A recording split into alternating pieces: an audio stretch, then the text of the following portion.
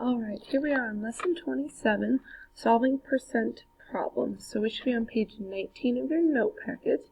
And when I do these examples, I'm going to do them twice. I'm going to do it once with the standard algorithm and then once with the double number line as a visual.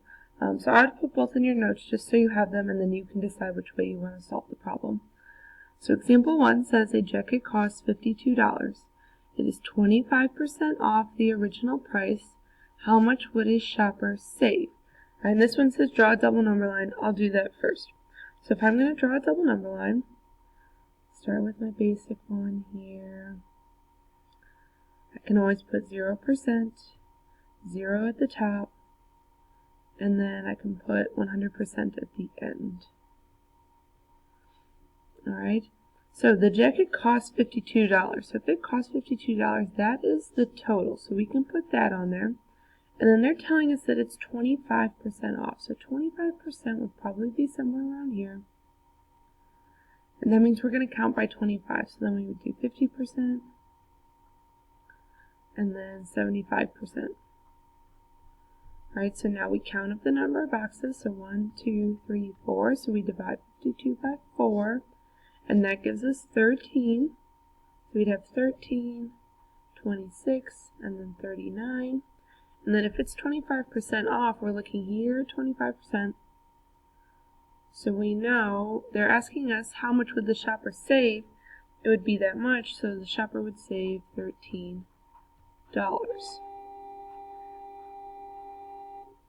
Alright, so I'm going to do the standard algorithm too, though, over here, just so you have them both in your notes. If we were to do the standard algorithm, put in the blank one. So we know this is always 100, and they told us it was 25% off, so this would be 25. We're looking for how much they save, so we're looking for the part, and we know the whole jacket cost was $52. So now we're looking here, we don't know that 100 can divide evenly to get 52, so we're going to try to simplify first. So let's try dividing them both by 25. So if we divide them both by 25, then we end up with 1 over 4, and then still our question mark, and then 52. So now, if we look to get from 4 to 52, we do know how to do that, and we can just do, let's see if I can make this smaller. We can do 52 divided by 4, which gets us 13. So we're going to multiply by 13, multiply by 13, so we still get the same answer of $13 here. Right, in this case, the double number line probably would have been a bit easier, because maybe here in the standard algorithm you might have divided by only 5 first, and maybe that would have not worked, so then you would have had to go back and do it again. Alright, but make sure you have both of them in your notes. Now they're asking us, what is the sale price? So if it originally cost $52, they saved, the discount was $13, so minus $13. We need to find the difference. We have zeros here. We'll have to borrow for 12 minus 3 is 9. So the sale price would be $39.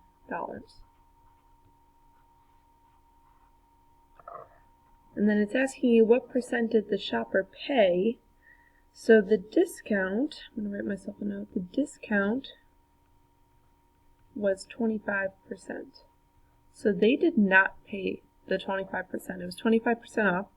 So that means we'd have to do 100 minus 25 to find out that the shopper actually paid 75% of the original cost.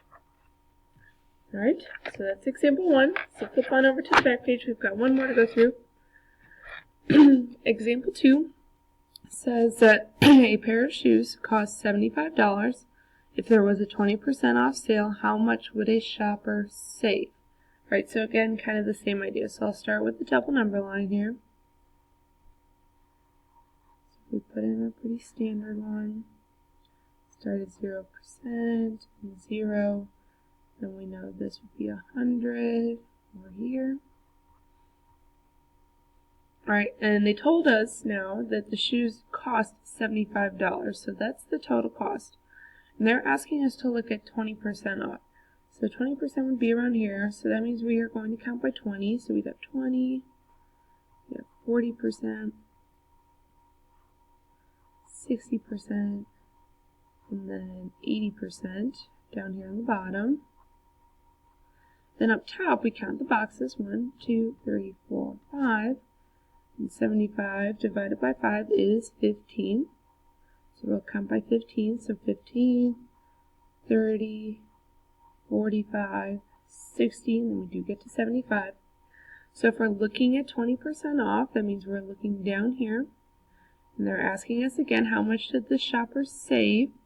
So we would say that the shopper saved $15. Alright, and now if I did the standard algorithm here, box this off a little bit.